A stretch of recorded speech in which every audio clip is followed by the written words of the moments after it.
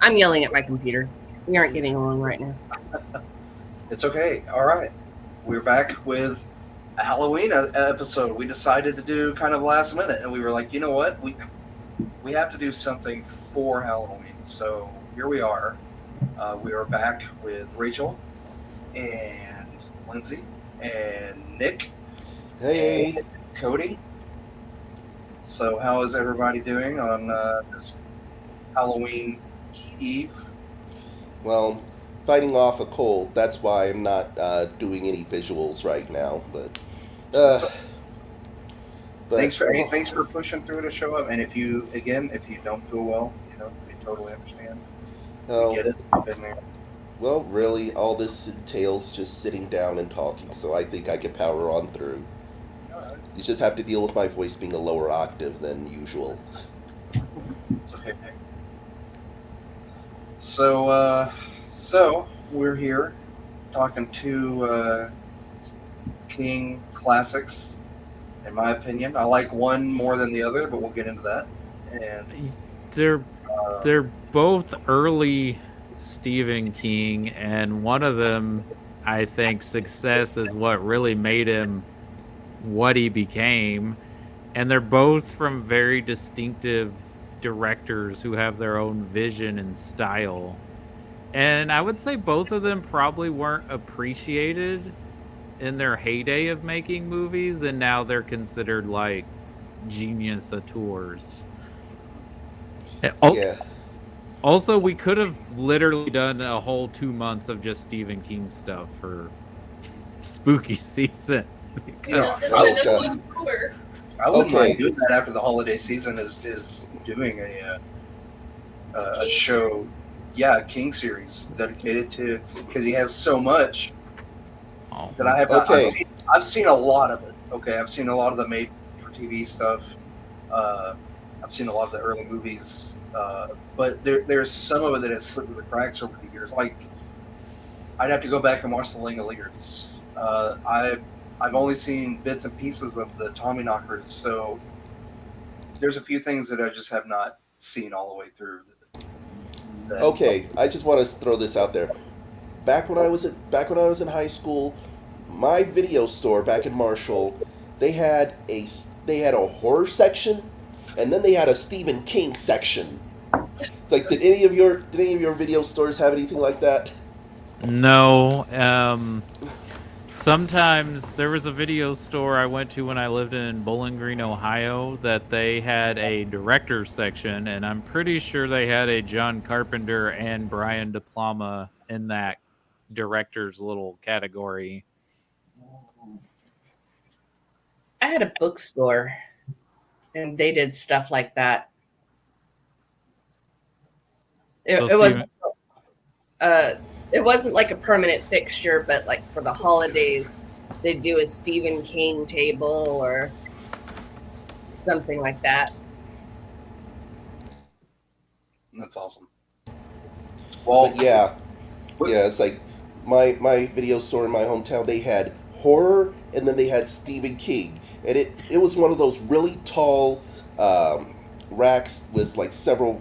Like it took up two of all of the Stephen King adaptations took up two of those. Like there were um, so many movies that was based on his work at the well, and this was in 1997.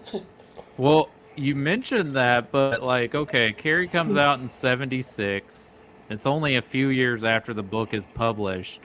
But by 1983, when Christine comes out, it's one of three big adaptations that come out that year. And also they were already the producer bought the film rights before the book was even published. The movie came out 9 months after the book did. Like they were kind of developing the two at the same time. Like they're just like, what you got, Stephen King? Oh, Evil Car, great. We're gonna make it into a movie. yeah, Sounds awesome.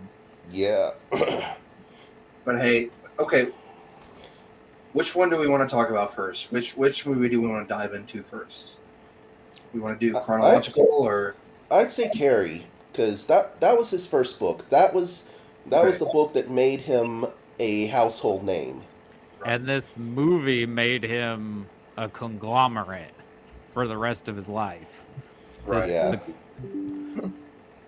Like, the book was a hit, but once the movie came out and had that crossover mainstream hit, then like all they had to do was slap his name on something, and everyone wanted to adapt something he had. Yeah.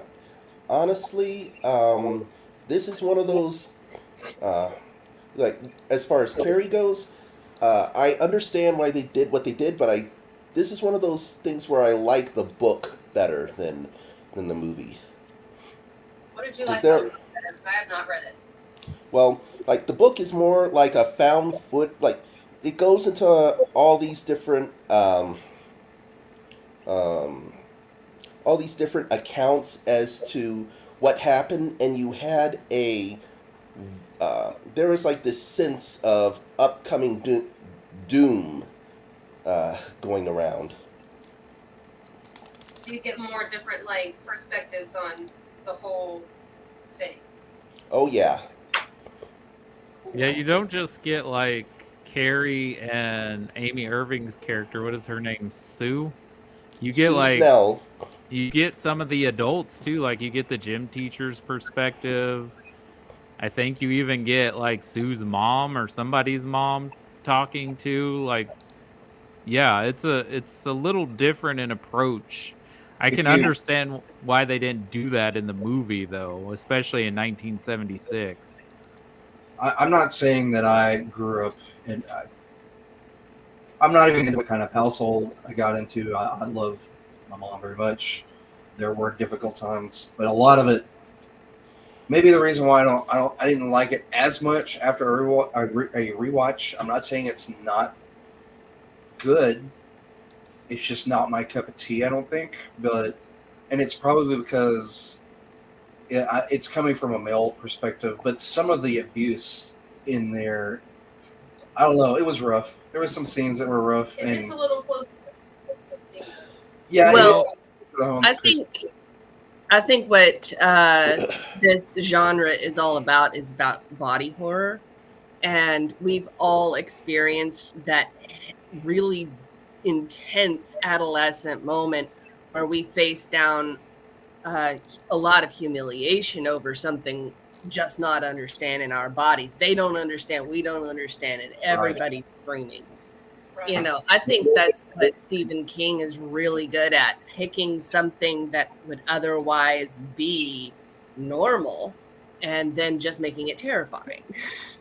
Well, yeah, I he remember there he was used to be a high school teacher, high school English Yep. teacher before.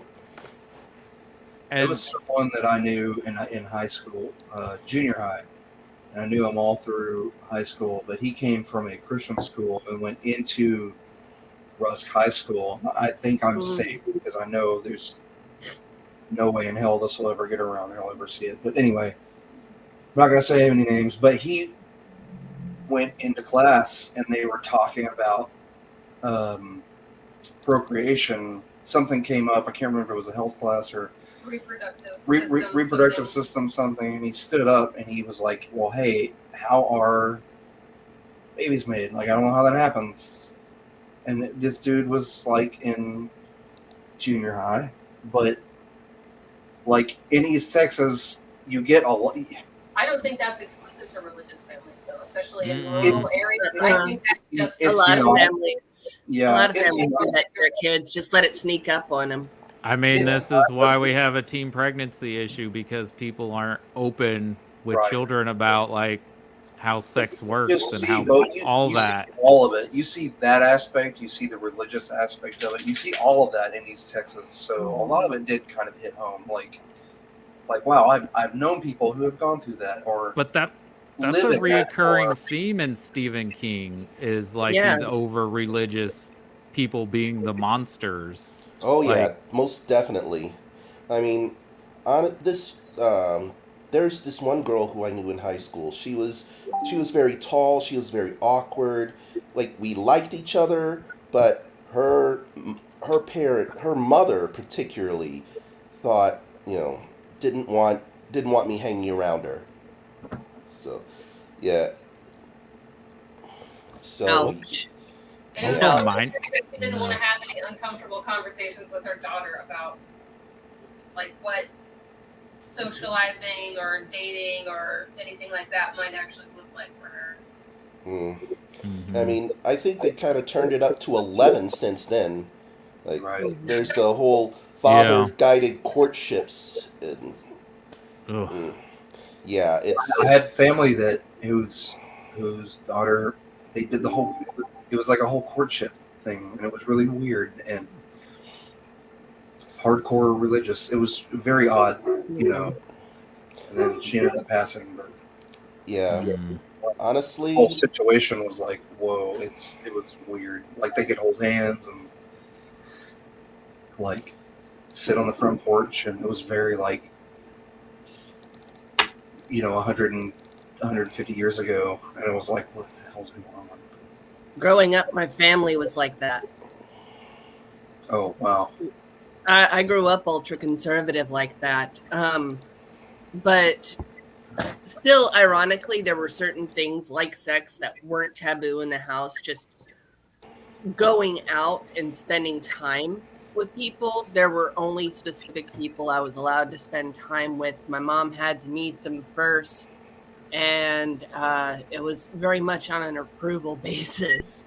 If she did not approve of them, I did not spend time with them. Wow. Actually, funny thing, for the most part, I've tended to not quite woo parents, but get on a lot of parents' good side. But that was because I was one of those A and B students back in high school. Yeah, I think content of your character, not the content of your your. I just woke up. Words. But the content of your report card, you shouldn't have to earn friendship.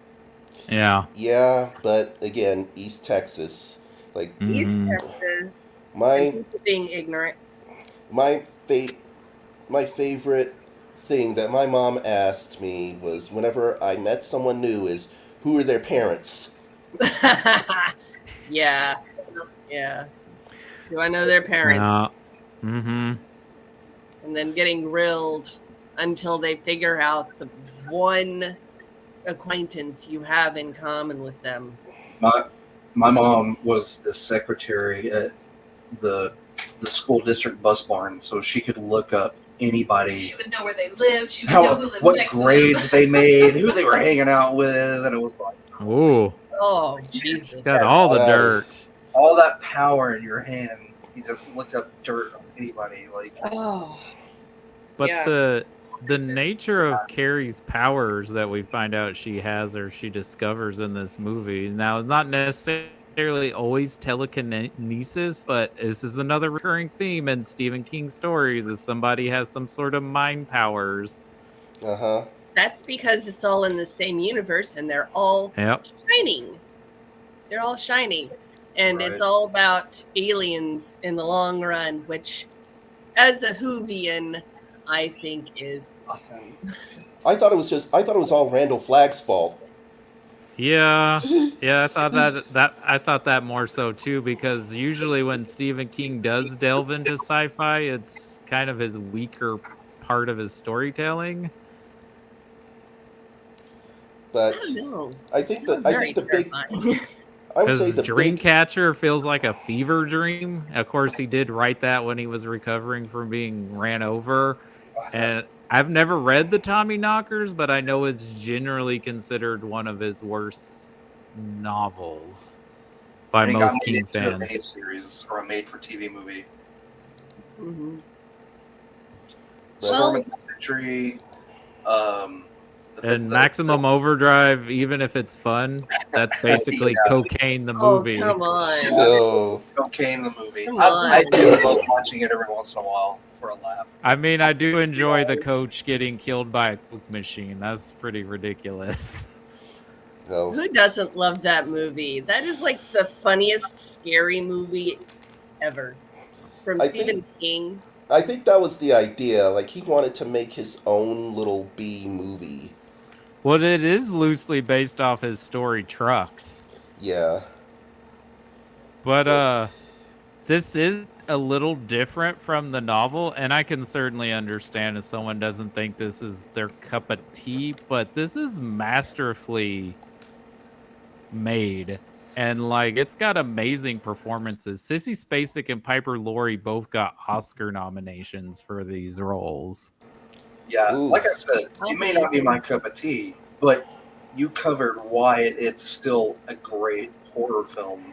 And the split screen and the choice of color Palma uses when all shit hits the fan in that prom scene. I mean, that is just beautiful filmmaking. It's just, The primary colors going back to being a child, and mhm. it's that dynamic between, the very real horror of it, and then, this is supposed to be childhood. But it is satisfying by the end, though, because, after she starts locking the doors and, shit hits the fan, you're like, okay, well, good for you. Like, I hate that it got to this point. I hate that you had to go through this. Yeah, and you know what? This is why you shouldn't bully people, because this is what's gonna happen eventually. I turned to Lindsay and I said, "This is a fucked up Matilda." Actually, it's kind of funny because I always called Matilda Carrie for the grade school set. Yeah. And Mara Wilson actually agrees with that take. Oh, sweet. That's even better. I love it when the creators or the actors get in on it, and then it can become like official headcanon. Yeah. But I think the reason, at least for me, why this movie appealed so much is at some point we all knew a Carrie. Oh, totally. I named the Carrie in my high school when we watched this. I was like, I'm surprised that didn't happen at prom because of how bullied she was. And it was a very similar story, like a super religious family, and her mom didn't let her be around people even after school. Like, it was bananas. Yeah. I mean, I kind of lost contact with that one girl after graduating high school, but I hope she is doing okay. Yeah, we all know a kid that was like that, and it doesn't necessarily have to be a Carrie or a girl. It could be a boy that you knew, like Chris was mentioning. There's lots of children that grew up in this type of environment and get bullied at school because they're socially awkward and they haven't been aware of just society and just the norms of socialization and growing up. And puberty itself is already confusing and problematic for what you're dealing with your own self, than having to have those embarrassing things happen around others. Yeah, also, and the assumption. Go ahead. No, you go ahead. I was just gonna say, like, watching this, I was like, surely we all had kids like who had more empathy in school. But then I think about some of them, and I'm like, no, I guess that's pretty accurate. Oh no, when you're learning that your actual children are cruel. They are cruel. I was in the Boy Scouts, growing up. There were guys in our troop that, for some reason, I was neutral. Like, I was in the middle. I never got picked on, but I was never cool enough to kind of hang out with them. And this guy I'm talking about is one of my best friends to this day, but he got picked on horribly. And these guys were total dicks to him. Like, it was bad. Like, man. And I saw it firsthand. Like, sitting in a neutral position, and you're like, guys, nobody listens to you. Anyway, long story short, with the creativity and cruelty that they have. Yeah, and I've seen some really cool shit, man. Like camping. Kids are capable of terrible things, and I don't, sometimes it's learned behavior from home or because they're getting abused at home. There's a lot of factors, or it's because they're feeling they have low self-esteem about something, so let me pick on someone that appears to be weaker than I am so I can be stronger. It's kind of like powerless. Like you don't get to choose where you are most of the time, or who you're around, or what you're doing. You know what? When I was a bus driver, and yeah, that may shock a lot of people. I was a bus driver in my 20s. I don't recommend it for the extra money, but when I did do it, I hated it. I hated every minute of it, but because I'm honest, I couldn't stand it. But No, wasn't for me. But the one satisfying part of my job is when I did see a kid, being bullied. And you were finally the I could step in because nobody else would do it. Nobody else would step up. I'd be like, I'd stop the bus and be like, "Hey, man." okay, so because you and Nick have both worked with children, I'm pretty sure you can't do what these teachers do in both these movies, even though you kind of see what you're kind of like, those kids had it coming, but like you can't do that. I had one moment, and I stopped the bus, I reached down, and I turned the little VCR off for the camera. No, I did, man, and I stood up and I said, "Man, if you think you got the nuts, come on," because it was some high schooler. I was in my early 20s. Wasn't a good mix. Again, I don't recommend it for anyone.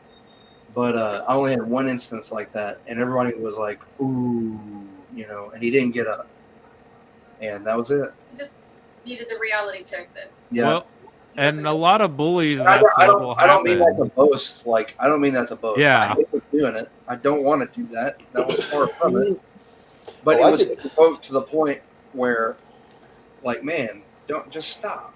Dude, I'm trying to get you home safely. I'm driving 70 plus kids in a huge trash can, and I'm nervous, and I'm just. Well, here's another thing with the kids.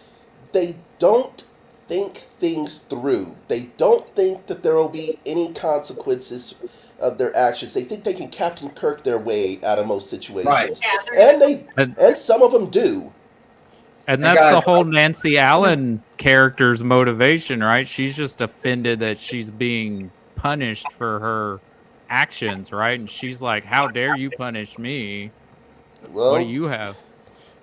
Right. John Travolta's character, wasn't that punishment enough? Yeah. God. Ooh, what do we think of John Travolta's big movie debut? Oh, actually, I wanted to talk about that because at the time, John Travolta was already big with Welcome Back, Kotter, and this is and the boy exact maybe he should have stayed in that plastic bubble. The boy in the plastic bubble. He's actually one of the youngest actors in the movie, too. Wow. Yeah, and this is the opposite of Vinnie Barbarino. Yeah. Yeah, he's a total toxic dirtbag. But I mean, I guess they're both toxic. It's a toxic relationship. There's so much toxicity in Carrie, just on every level. Mm-hmm. No. The coach deserves the girls' coach deserves a shout out. Like at the very beginning, I wasn't sure that I was going to have like anybody to feel sorry for in this movie except for Carrie.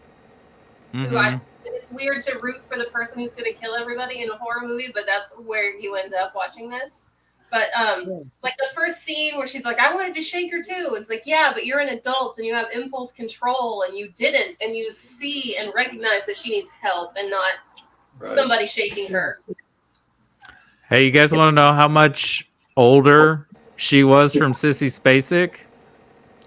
Tell us, man. Tell us. 2 years. She's only 2 years older than Sissy Spacek. I get two. Hey, movies in the 80s. No, we see it though. We see it in we see it in schools today. There are college kids like straight out of high school going back to work in schools. A lot quicker than what it would take, That's I have opinions about that. I love to hear your opinions. Well, yeah, it's a bad idea. It's like one of the worst ideas in the long, sad history of bad ideas. Mm. Especially if they're in that 18 to, Oh, well, you said post-college, right? Not in college? well, no, because they do internships and stuff. Okay, well, yeah, that's definitely bad for that It's 18 to internships. 21 range because There are they're 18-year-olds going 18 to back to work. 25. I would 18 to agree, 25. yeah. They just don't have the frontal lobe development, and a lot of controversy. Church And what if they went to Rabbit. that school? What if they went to that school? They might even know some of those kids. Like, they were their peers just a year or two before. Yeah. Yeah. Mhm. So, And you're right. Have They're fun reading rated those news articles. at least 25, 26. So. yeah. Yeah, honestly, with a lot of when I was going through the education program at SFA, they drilled into us all the things you can and cannot do with the students.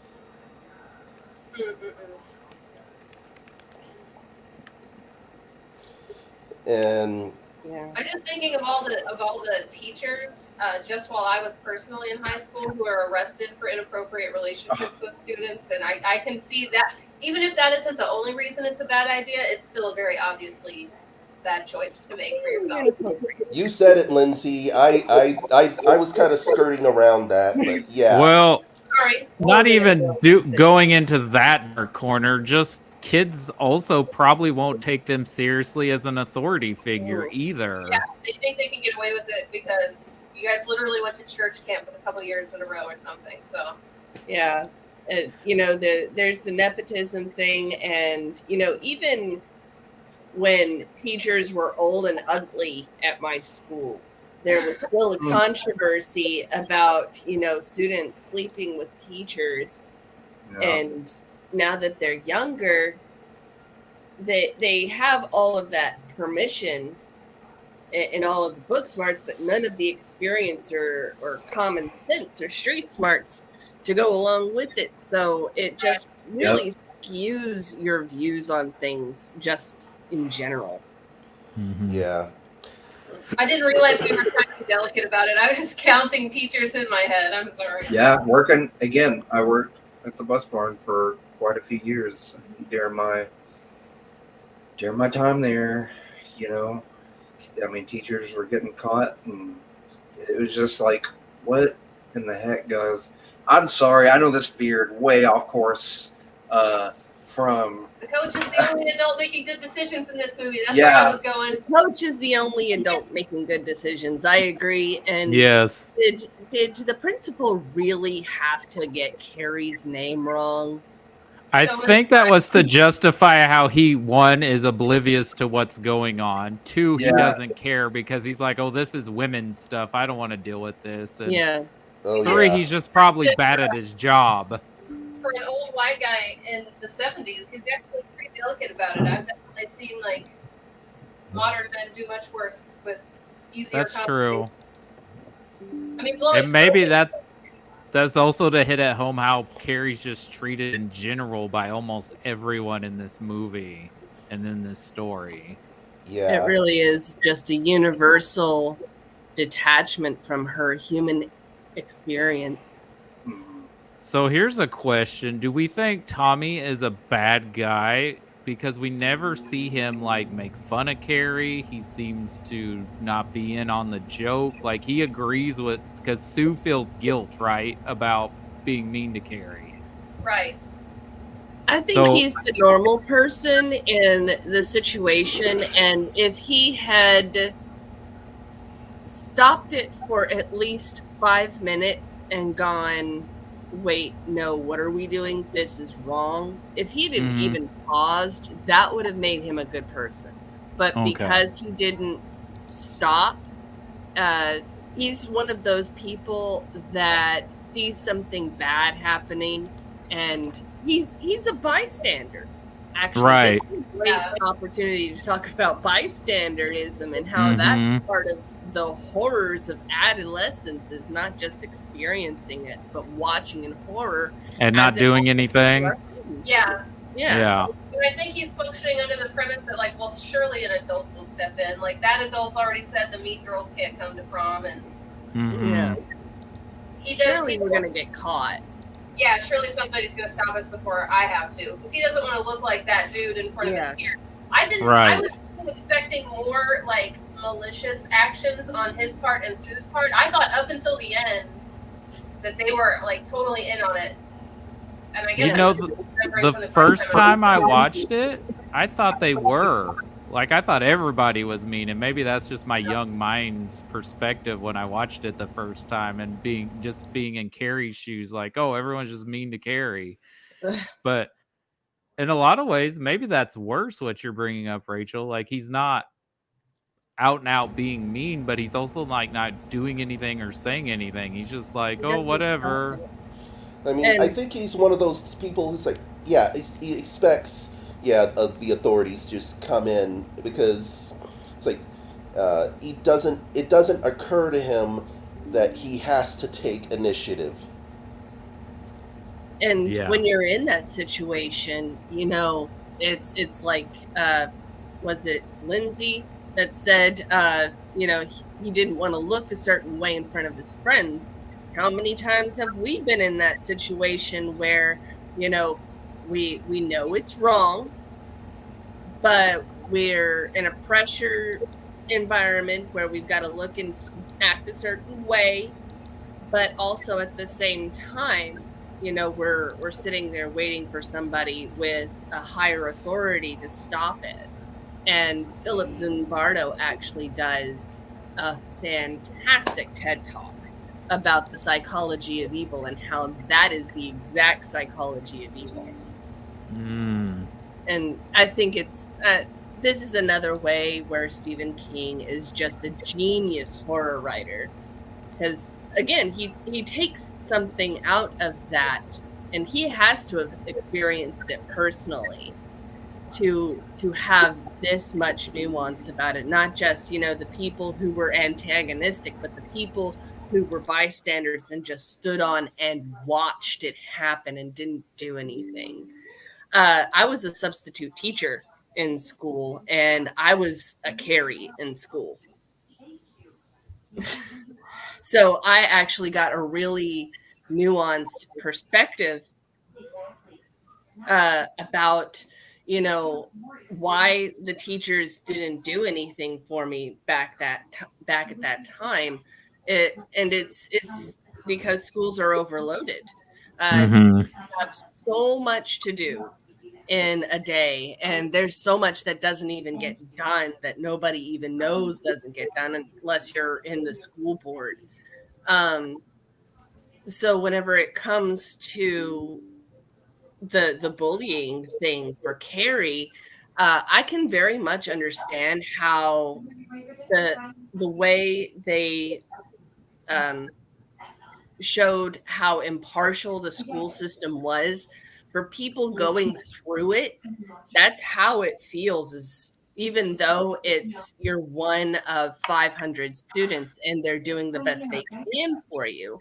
It's about, you know, from your point of view, they have the authority and the power to stop it, but they don't. Yeah, and I imagine Stephen King, working as an English teacher in a high school, sees this day in and day out, and is in that situation of like, what can I do? And I mean, I'm barely getting along as it is. I'm trying to pay the bills and feed my own family, and just do my job.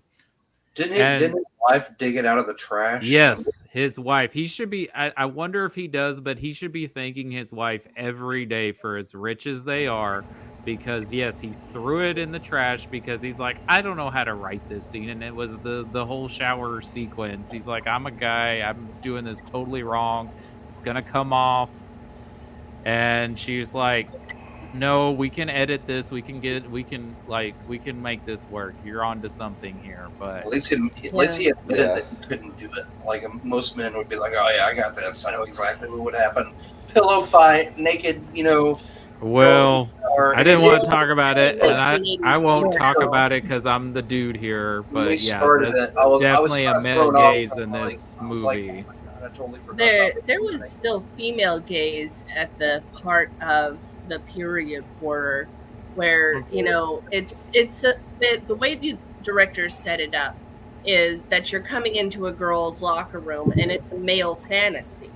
And you're going around and you're seeing the titties flop around in the 1980s porno bush, and they're whipping each other with towels and giggling and splashing, and there's poor little Carrie, skinny and pale, just terrified in the corner, just quietly trying to take her shower and not draw attention to herself. And then it happens, and all horror breaks loose.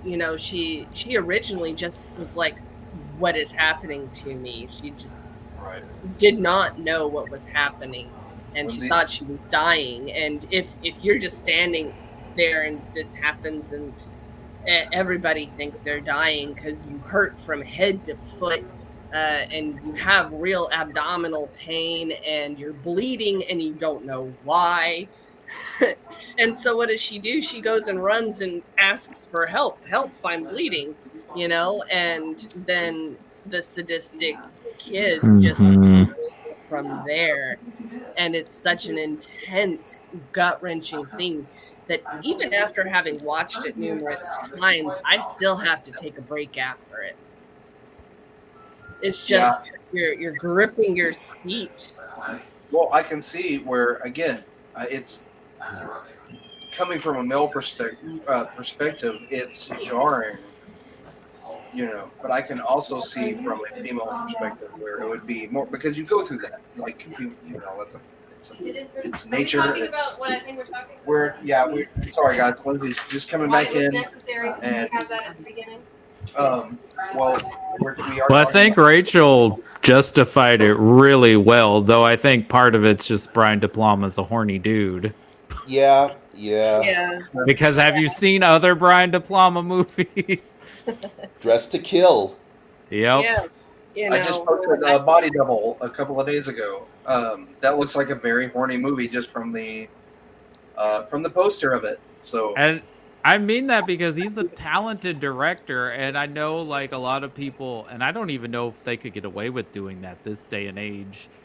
But they did. They made another Carrie movie. There was a remake, and it had that one actress with the really full lips. Yeah, she was in Kick-Ass. Grace Moretz. She was Chloe Grace Moretz. We were just and Julianne Moore played the mom.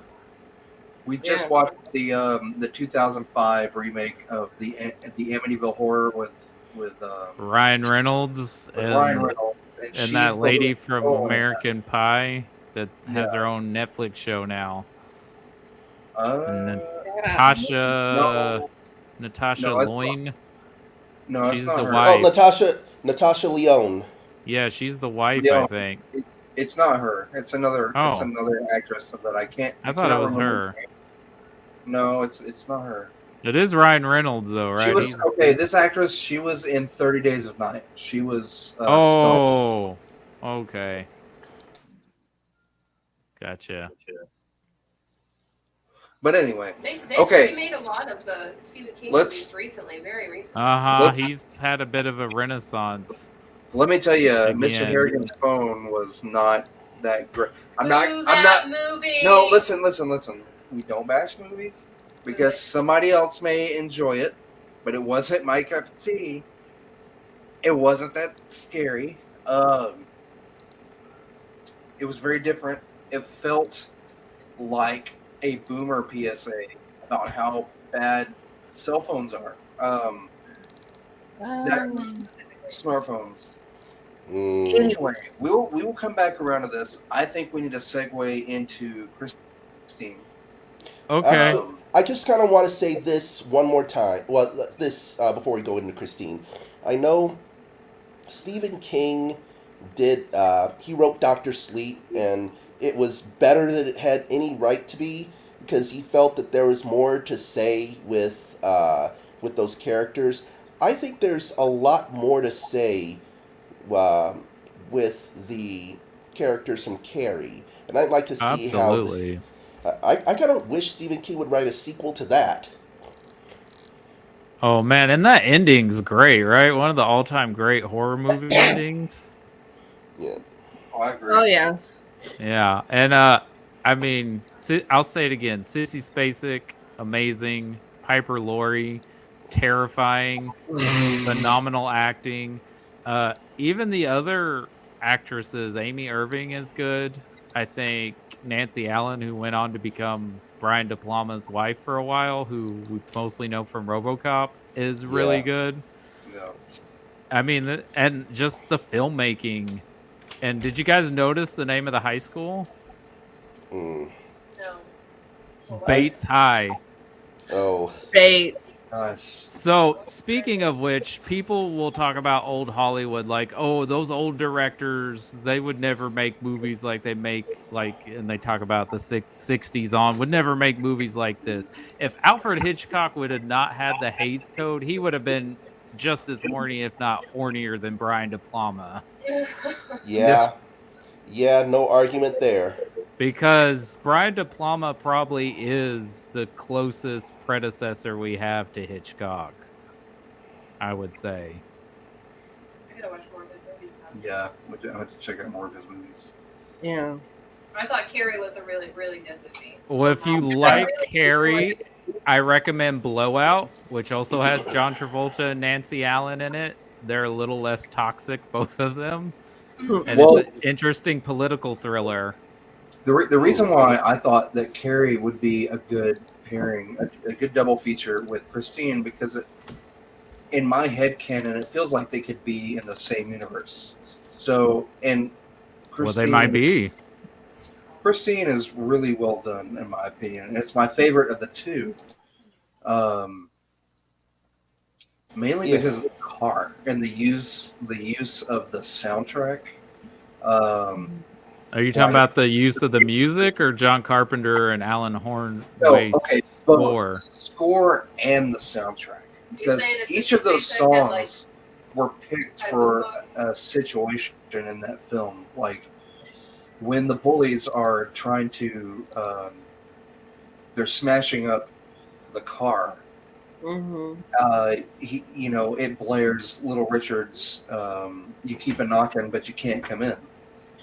Yeah. And so each song, when he's dying, it plays a love ballad. I can't remember the song off the top of my head, but Also, anyway. in what universe is the guy who gets electrically shocked in Ghostbusters a bully?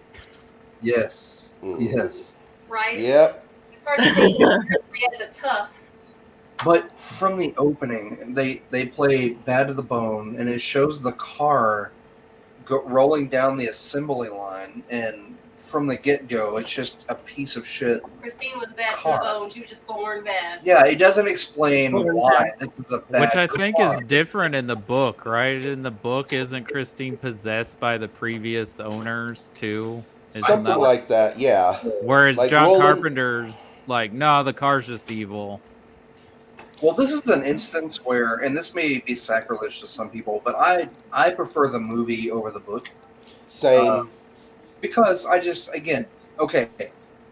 Some of Stephen King's like actual writings can get kind of Yeah. He tends to go off on tangents like people do on podcasts like us, and sometimes it's like, where are you there's- going with this, King? Where are you going, Steven? There's Where are just you that going? one part in it where they have to omit from every Adaptation? Yes, Adaptation. thankfully. that's not just exclusive to that book. I'm saying Right. Stephen King has some. Yeah, he's guilty of this. And has anyone read the extended cut of The Stand? And where it has like the perfect ending, and then we get another 100 pages of the characters going back to Colorado.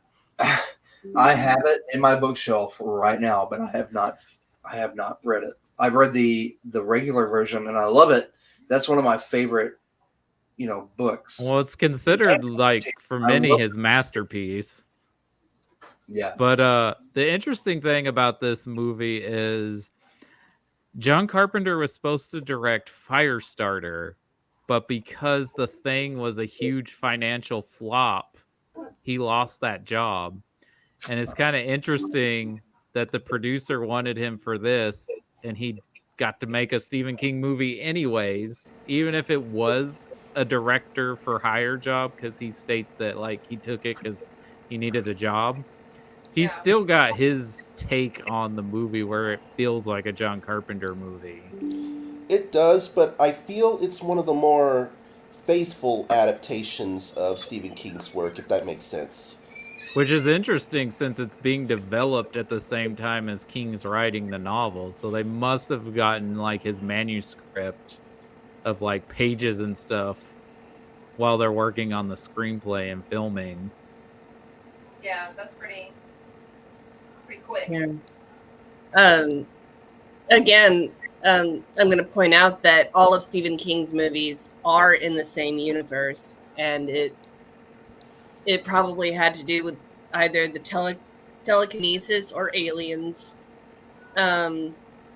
That because that's what it is in the universe. These aliens come to town, and that's the advent that sets off Shining as well as It the Clown.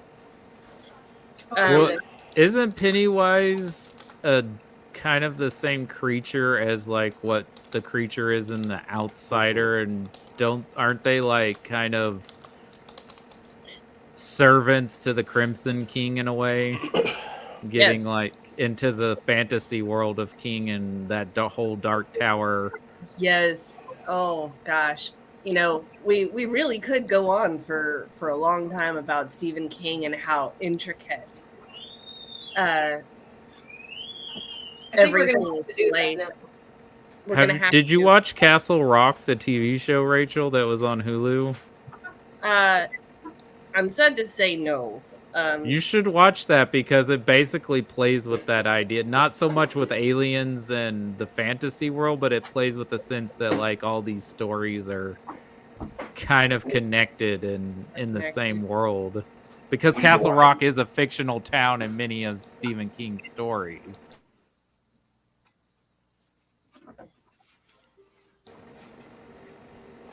I think, didn't we talk briefly about something like that in when we talked about In the Mouth of Madness?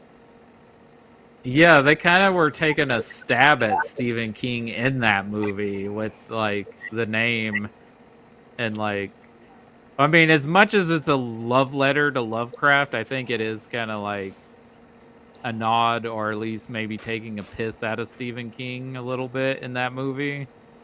Yeah. And I don't know how Carpenter and King, like, did they talk or get along or don't like each other? I don't know how Stephen King feels about the movie saying John Carpenter's Christine. Well, I think that because Stephen King at this point would have been used to working with so many directors. I know that there's a certain level of give and take with book to video adaptations like this. So I would think that he would have been fine with it and they would have worked together really nicely about it, especially considering that the way it was filmed, it felt really true to the books. And I think that, again, Stephen King took something absolutely normal from growing up and becoming an adult and just makes it horrifying. You know, we all know the guy who got a car and suddenly developed a personality. Or became horrible because he became a car bro. Yeah. Yeah, you know, that's the relatable part, and then the horror comes later when it turns into this new mode of independence and transportation, and it becomes this obsession. Yeah. But it really does. It's like the first time he stands up to his parents. Yeah, And after he gets the car and then he gets like a girlfriend. The isolation that Carrie has is it's a strict upbringing. Obviously, she's not going places or hanging out with people. But apparently, neither was Arnie, and he still became like a villain in his own right, even though he obviously wasn't driving the car every time it was murdering people. My car barely held together. Like I was explaining to Cody earlier, I love this film because my first car was a 1957 Chevy Bel Air, but it was a 4-door, so I got it a lot cheaper than what a 2-door sportier version would have been. It was $2,500, and I worked an entire year at Berkshire Brothers to pay that thing off. And so there was a special connection, because I Well, dreamed explains about why that we have car, different and preferences for favorites out of these two movies. yeah, like there's. Go ahead. Oh no, I was just saying there's that like I can understand like owning a beautiful car and you obsess over it a little bit, but I never got to the point where I wanted to murder people or just be a dick to everyone. Like, Do you think the car's corrupting him? Do you It think Yes. Yes. Yes. as like they form a relationship because the car gets attached to him, but the Look, more and more he's with the car, the more it corrupts him. when we first see Arnie, he's dressed like a typical nerd with the brown jacket, the members only jacket, and the brown slacks and the tennis He's dressed shoes. And predictably, Christopher. yeah, and he's wearing the glasses with the tape, and he's carrying Well, books. they get His taped top after friend- the bully who looks like he should be the school janitor instead of a student. Yeah, and he looks like his jock friend is having to pick him up, and he's kind of protecting him and everything. But by the end of the movie, he's wearing black boots, black jeans, slicked back, greaser hair. Because nothing says bad boy like you're wearing a black, all black, and a leather jacket. Because so edgy. I'm wearing all black. So edgy. He was being turned into a 50s greaser asshole and being possessed by this car. And the bond that they had with it, with each other is just, it's creepy. Like, my favorite scene in this entire movie is after the bullies come in and they trash the car, and Darnell walks out and he's standing there and he's just in awe, like, man, this is bullshit. And the headlights come on and you hear it's Harlem Requiem, I believe. Harlem Nocturne, actually. Yes, Harlem Nocturne. Thank you, Nick. And I just get chills because the car, it starts repairing itself. So from then on out, when it starts murdering people, again, another kill scene that I enjoy is where the kid runs to the end of the alley and the car stops, and then it starts squeezing itself into the alley and crushing itself until it crushes them. And I'm like, that's just fucking rad. I'm sorry. the gas station murder is pretty rad too. Where the gas station explodes. And the oldies, the music that it plays, the Little Richard and it's clearly the having Buddy a good Holly. time the whole time. The car is. Yeah, but the music expresses the moment. Like I'm a huge music buff, so when I listen to music, it's more than tapping your foot. It can play a scene really, really well. Again, I go back to when the bullies start bashing the car. She starts blaring, Little Richard's, you keep on knocking, but you can't come in. So it's like a warning, like okay, guys, do what you gotta do, but I'm gonna fucking kill every one of you. I'm remembering your names and faces. Yeah. I will speak to your manager. Yeah. One thing I wanted to point out about Christine is the windows were tinted black. Yes, so you didn't know if she was being driven or not. She puts on sunglasses before she murders men. That's wonderful. Yep. Very stylish. Yeah. You don't know. You don't know if it's Arnie or not. Yeah. Right. He actually privy to. Yeah. That's a really clever device because people think he's in the car, right? Like when I forget, you mentioned the kill, Chris. I forget the character's name. He's like, "You're not mad, are you?" And it's like, dude, you took a dump on his car. Of course he's mad. Yeah. Yeah. Oh my god. So man, you wrecked his car. But it's just and I just, again, I don't know how to express how much I love this movie, but probably a little too much for an older Stephen King. There's a connection here to these two movies, other than they're both based on Stephen King stories. They're both about teenagers and superpower. Do you guys know the young actress who plays the blonde girl who kind of likes the buddy, the jock buddy? Who that is? She's in Halloween. She's No, that was Carrie. That's Carrie. I'm talking about Christine. Yeah, Oh, PJ I'm sorry. Souls. I'm sorry, Carrie. I got the actresses. I'm sorry. Are you We talking about watched Arnie's so many girlfriend? horror movies No, in the not last Arnie's couple of girlfriend. days. There's a blonde girl who has a crush on the buddy, John She keeps standing in Stockwell. front of him, and he kind of Oh, Kelly Preston? Yep, Yeah. that's Kelly Preston, which John Travolta and Kelly Preston were a couple, were a married couple for years. Actually, I always thought of the characters of Buddy as like John Travolta, like off-brand John Travolta, because it was obvious they wanted like a John Travolta bully type, like in Carrie. Oh yeah, he does kind of look like a greaser Travolta. Yeah, that's interesting. But I was talking about she had a crush on the John Stockwell, whatever his name is. Dennis. Dennis, yeah. One thing I know that was another directing decision was he used unknowns to make it more relatable. That makes Yeah. sense. Even though Keith Gordon had been in a few things already. He was in Dressed to Kill, actually. Yes. He's the son of Angie Dickinson's character. Holy cow.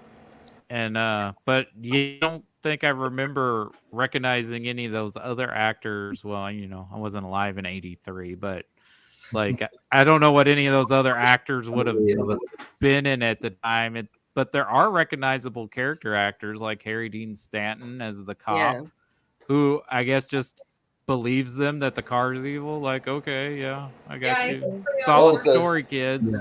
Also, the kid you said who was in Ghostbusters, his name is Stephen Tash. Mm-hmm. Ah. There's another, there's a character who hangs out with that crowd who looks like him. He's in Moonlighting, Christopher. Remember? He pretends to kill himself for ransom money. They I know what you're talking about. They look related, and I can't remember that man's name now. And then It's like the other dude at the lockers, I think, when Arnie and Dennis are standing there kind of the first day back. I'll look him up. I got a phone. I want to highlight a performance I love, even though it's minute to the movie, is Robert Prosky as the garage manager. He's just so scuzzy. Yes. Isn't he delightfully awful? I was expecting that to go a completely different direction, but then he's like, how about a job? And then he goes all wholesome. Yeah, he's like, you kind of, it's hard to be like, oh, what an asshole, because he's nice. And I've seen him in things like Great Outdoors. So like, I love his little role in Great Outdoors. He's an old man. He's just one of those curmudgeons that once, you know, you show a minimum of respect to, they just are just a warm, gooey center. Yes, exactly. This whole demeanor and that cigar in his mouth, and it's like he just woke up and he's half drunk and he doesn't want to be there. Yeah. I do love, as fitting as his suit is, that he wears a suit to his garage job. He's like, I'm not touching these cars anymore. That's somebody else's business. But he still looks dirty. Yeah. And speaking of soundtracks, Chris, you should listen to Carpenter did like a whole remaster of all of his scores for most of his movies, and it's on it's on an album. And the thing they did with Christine is really good. I think there's even a music video, which you can only hear hints of the score in the movie, but like it's elevated in the track. Oh, that's awesome. Cool. Yeah, I'll check that out. Well, all right, guys. I mean, I think that sums it up. I love both of these movies so much, but I do prefer one over the other. And oh, again, speaking of remakes, Brian Fuller's supposed to be developing a remake of this. Yeah, I heard that's been in the talks. And if you kind of want to hear maybe where his pitch is going, he did an episode on the Stephen King podcast, The Kingcast, about how there's like a queer point of view or perspective in this movie, especially with Arnie and Dennis. Ooh, nice. Okay. Yes. And So, maybe, yeah. yeah. So I would recommend listening to that episode, and then like I'll check that out. maybe that's what he's gonna do with the movie. If you guys don't know who Brian Fuller is, he did the series Hannibal. Oh He yes. created Pushing Daisies. Oh my goodness. He worked on I Dead loved Like Pushing Me. Daisies when it came out, man. And He also Dead worked Like on Star Yeah, Trek like Deep Space me, yeah. Nine. Yeah, I think that's one of his first writing gigs. Wow. That. Goodness. But Dead yeah, Like Me, that takes me back. And he just did a documentary series on Shudder, like queer horror, like so.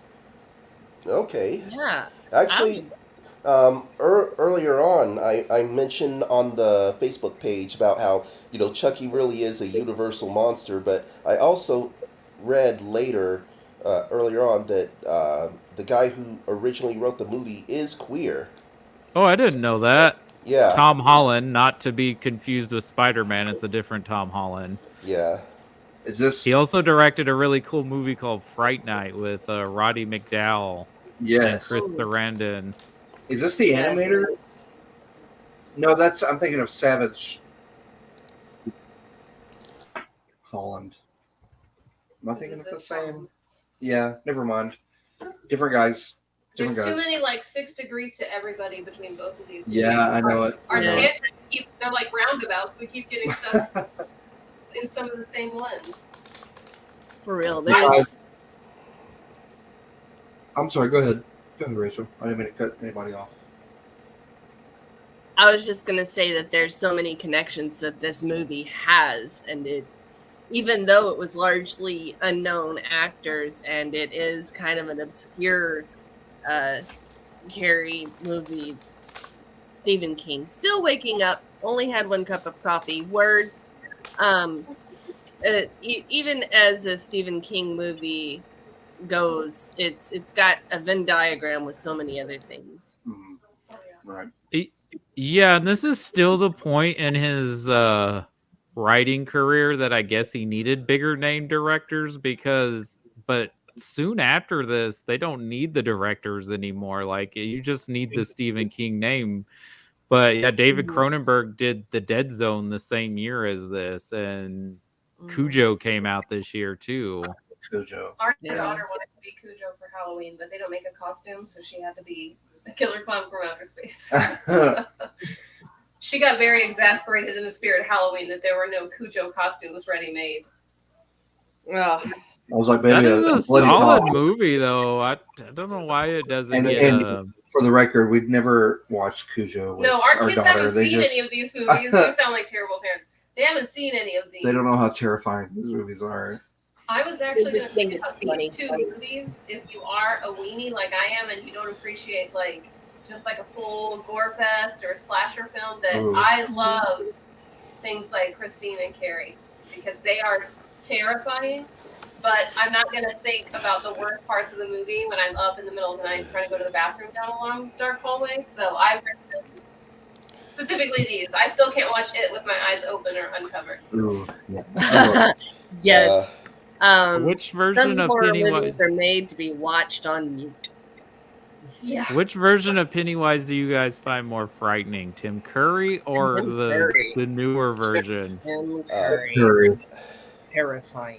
Well, Tim Curry here's has that what. whole John Wayne Gacy thing going for him as far as how scary Yeah. clowns really are. Well, here's a perspective I heard. They're like, well, of course the new Pennywise is creepy. Look at him. But they're like, the Tim He is. Curry one is like, you would not suspect that look, especially at the time before, I guess, clowns became universally scary. Like, that's like a Bozo the Clown look, right? Yeah. Like, you wouldn't It's think of that as extremely- scary, like Okay. just the look. But The opening of the original miniseries, he's in the bed sheets and they're flapping in the wind, and you see him, and he looks like a friendly clown, and he's like I don't he's know that there giggling, was he's ever- waving, he's carrying a balloon, and then That's the best part about Tim Curry's face. He can go from sheer delight to absolute, I'm going to fucking kill you.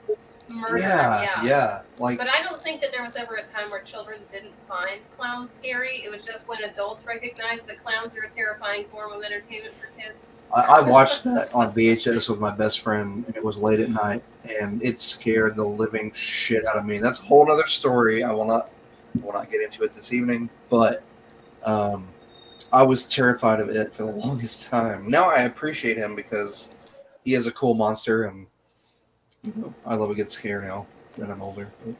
Yeah. I Anyway, couldn't watch it until I was 25.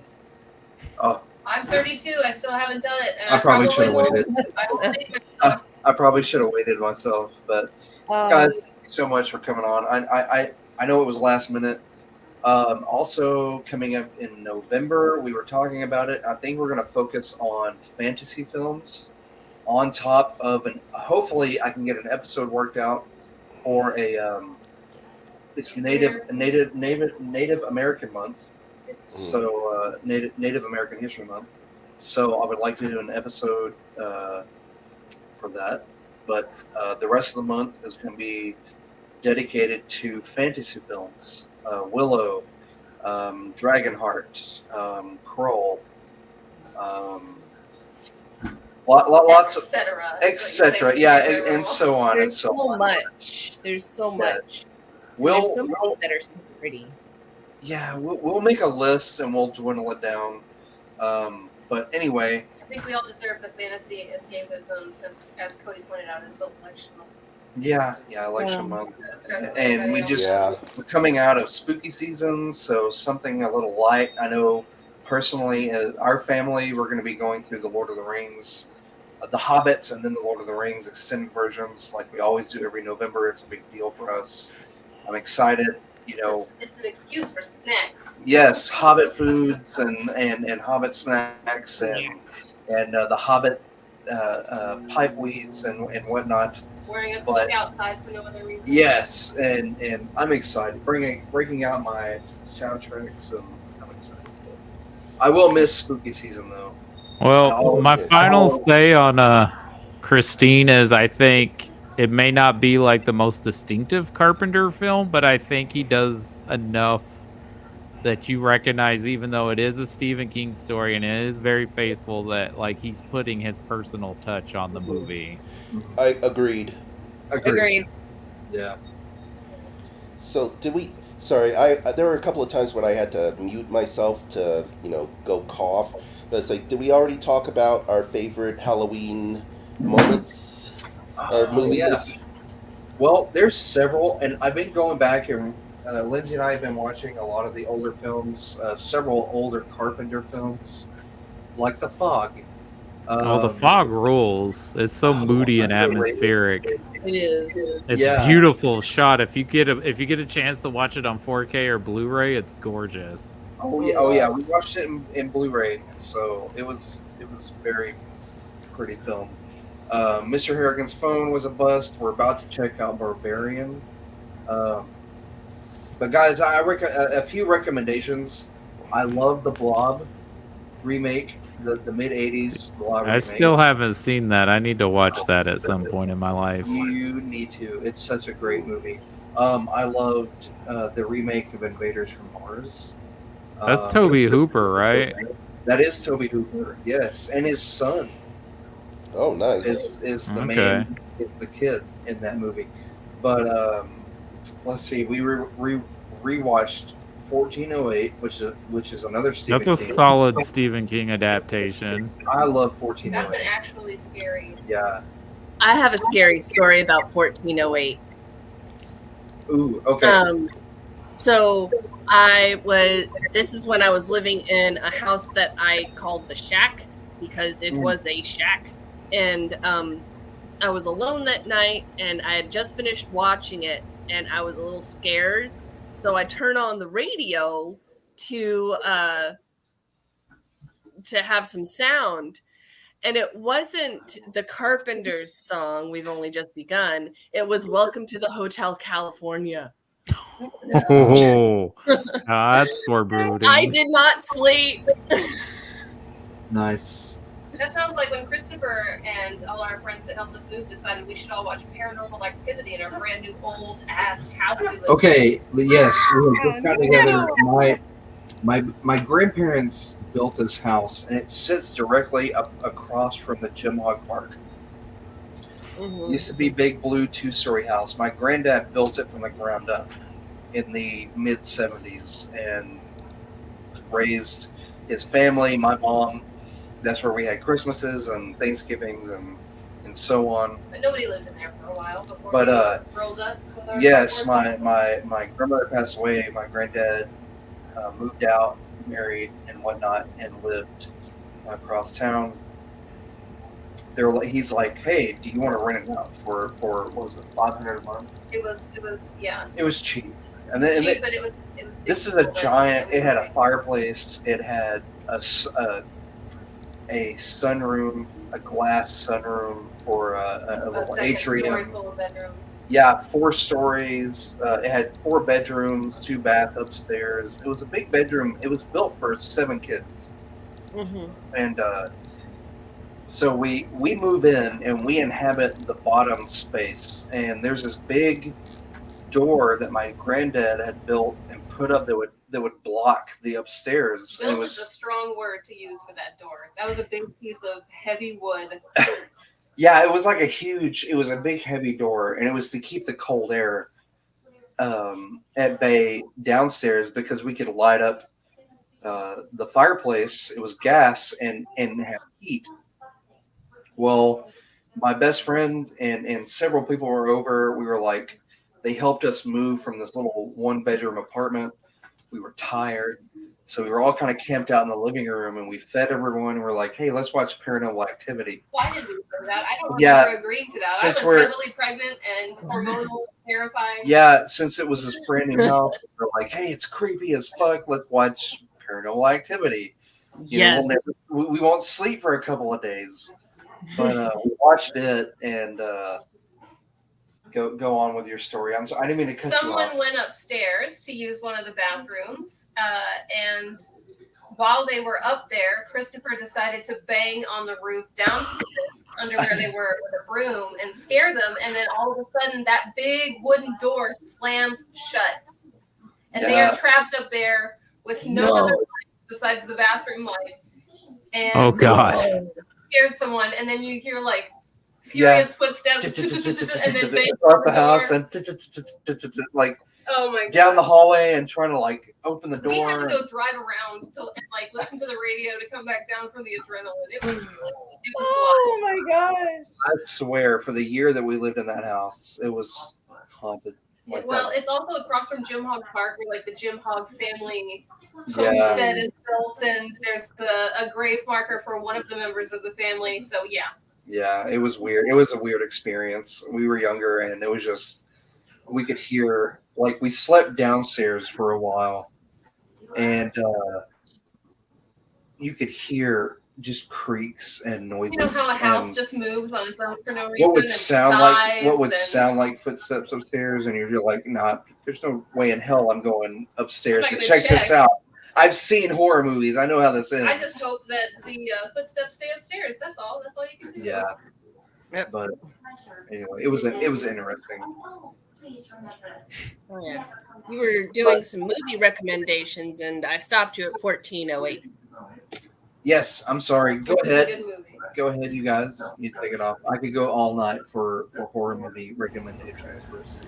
Well, my pick is not so much a movie, but episode of a TV show. It's like one of my favorite Halloween themed, the real Ghostbusters episode when Halloween was forever. Yeah. Yeah. Yes, Yeah. that's a classic. That's one of our like seasonal rewatches. Our kids Yeah. love that. Oh, it's so good. Well, yeah, it was written by JMS. Hmm. Yeah, this was J. Michael Straczynski. But yeah, that was peak JMS, peak Ghostbusters, and I don't know. Let's say, for those of you who haven't really watched real Ghostbusters, I suggest check it out. a lot of the episodes are uploaded on YouTube now. And a quick guide to real Ghostbusters episodes. If Peter Venkman sounds like Garfield, it's going to be one of the good ones. If he sounds like Uncle Joey, the episode will most likely suck. Uncle Joey, Peter Venkman entirely, and still enjoy the real Ghostbusters.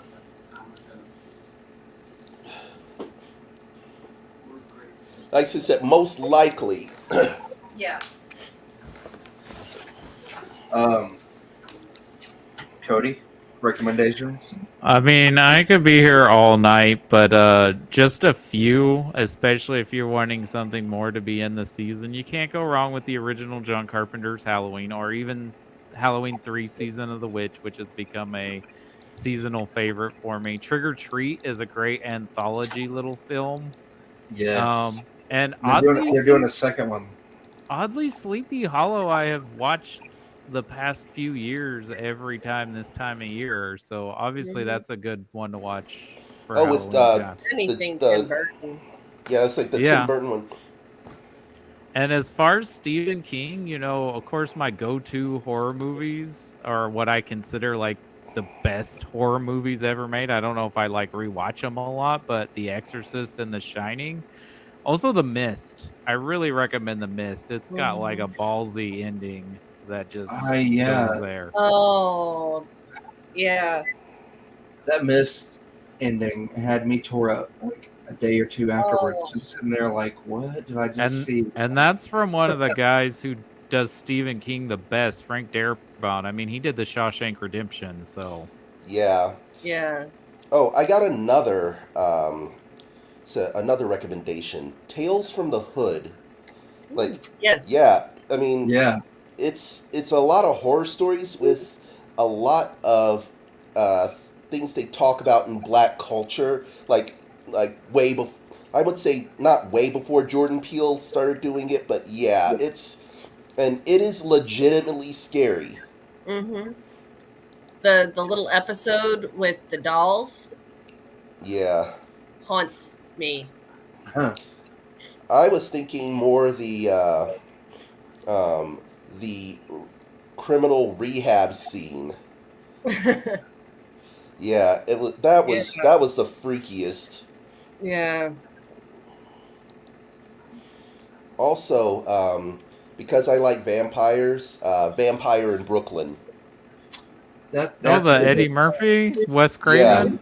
Yeah, like that was actually really good. It's underrated. Yeah, yeah. I think horror in general is an underrated genre, not because it's not, good or put out there, but because people don't like being scared, and they will do some mental backflips to avoid being scared, and they will be like, oh, well, this scene isn't that believable. Well, there's a lot of stuff that's critically acclaimed that's not believable. I think it's when you're out like camping at night and you're like, those things are real, when you're telling yourself, pick something apart and enjoy it, that's them trying to convince themselves that they weren't scared. That's exactly what goes on. People don't like being scared, and so they try to reason it away, and in the process there's an entire genre of movies that people just avoid. Well, and another thing that horror does so well, and speaking of Jordan Peele, even though he didn't direct it, you guys should check out Wendell and Wild. It has a little bit more to say than just be a creepy stop motion animation film. We're gonna watch that. It's on my list. Horror does a great job of social and political commentary and like bringing out. We're gonna finish out our Halloween stuff about society or our own anxieties and fears about society.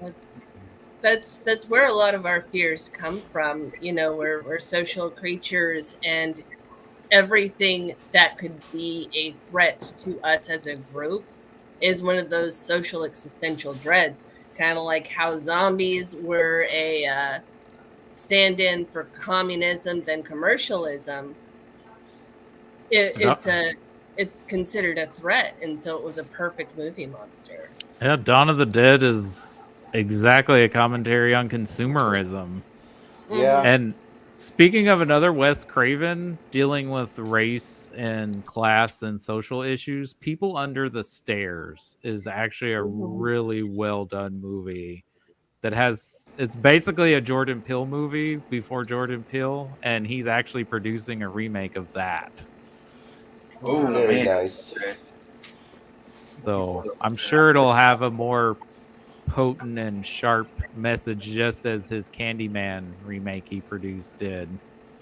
See, I need Or to well, it's watch not the really a original remake. It's a kind of a sequel, actually. Yeah, I still need to watch the original Candyman. That okay. The first year that I moved to Rusk, I had already started my freshman year of high school, and I had to move like 6 weeks into the year out here, and I hated, just on principle, the city of Rusk, the people who lived there. I didn't want anything to do with it, and like, because I had moved, it was closer to October, and I was invited to come watch scary movies with a group of girls. And we watched Candyman. That was one of them. We just stayed up all night watching scary movies and being terrified together. But the original Candyman is a really good one. That and From Hell and Final Destination and Sleepy Hollow. I think we made it through all of those. So I'll just throw those in there. I know some of them have been mentioned as recommendations. But out of tradition and appreciation for that moment in my life, I'm going to recommend those. Yeah, Sleepy Hollow is great. It's just so pretty and spooky. Yeah. Yeah. So atmospheric. And speaking of atmospheric horror, what about Crimson Peak? Yes, Guillermo del it's Toro is a master. So pretty. So pretty. It is a very beautiful film. I will give it that. It's pretty to look very at. gorgeous film. Like what's his name that's in it? Yeah, and Tom another Hiddleston one, or Tom Hiddleston. Tom Yeah. Hiddleston in the movie. And that's one of my recommendations. My seasonal rewatch is It. Oh, okay. The original miniseries or the new version? The movie. Oh, the movie first with part Tim- I think is phenomenal. The first Yeah. part. The second part's good, but it's not. But that's also the issue with the book, right? The first half of the book Yeah. is Yeah. great. I have a All- confession. I have not seen the second half of the movie yet, like the actual movie, and I've been wanting to really badly. You know, it's one of those things where it flips over, and it took me so many years to finally watch it because that first half of the movie just is terrifying. And even still, you know, I have to get up Right. and walk around, calm myself down, and then continue. You read all the pet talk. Just, whew, this isn't real. Clowns don't actually act this way. And Oh, Nightmare Clown.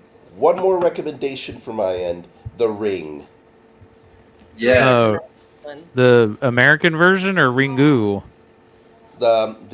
Well, I saw the American version. You should check out the Japanese version if you can find a copy of it. It's really good. Actually, I read a manga adaptation of that. Cause oh yeah, spoiler alert for. And my spouse is flipping me off. Don't do it, Nick. Do you mind if I tell the story? I don't spoil it. She's got to see the movie. I love it because I'm a VHS fan. Like I grew up on VHS, and when that movie was released, I was in college when that movie came out, and I remember VHS. Oh, I have Yes. mixed feelings about that movie because on the one hand it's great, but on the other hand, ugh. Yeah, Yeah, but I my watched spouse it watched that every movie. Sorry.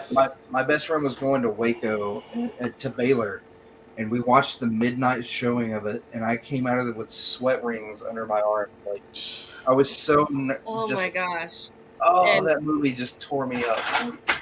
And ABCs of horror, speaking of really nasty movies, ABCs of horror, that movie just grossed me out. If you're looking for something scary that's gross, that's one of them.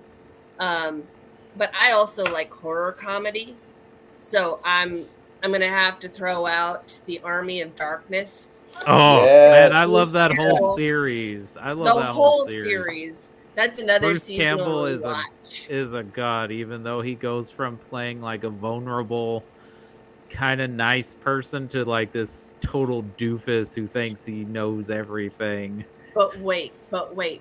I think that that's a great commentary on the hero perspective in a lot of fantasy movies. You know, at the end of the movie, the fantasy hero always gets that big congratulations and they're treated like they're somebody, but in reality they were just holding the sword at the right time, right? Right, he's So just at the right place at the right at the time. right place at the Yeah. right time, and then, you know, as the story progresses, he constantly gets thrown back into another timeline where he's just not the hero.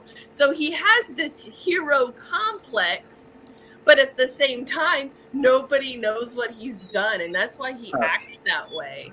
I think that's one of the funniest parts about it. He's like, no pictures, please, no pictures, please. And he's still working retail, even though he's going on 50, you Oh, know? because you're talking about the TV show too. Oh, yeah. The TV show, the movie remake of Cabin in the Woods, you know.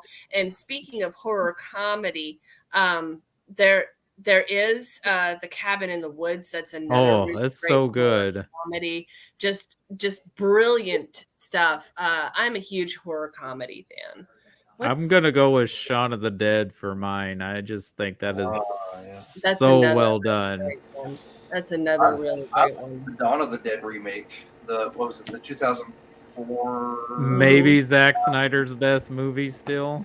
Yeah. Yeah, I did like Zack Snyder's remake of that movie. Like it was a good zombie remake.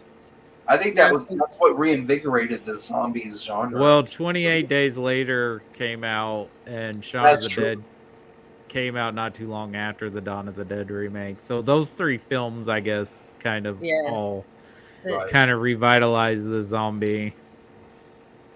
I think 28 Days Later was the movie that got me into zombies, because before that I couldn't take it. Just there, Oh, that it movie was was too wild. long. It still is. Yeah. But also words. Horror comedy.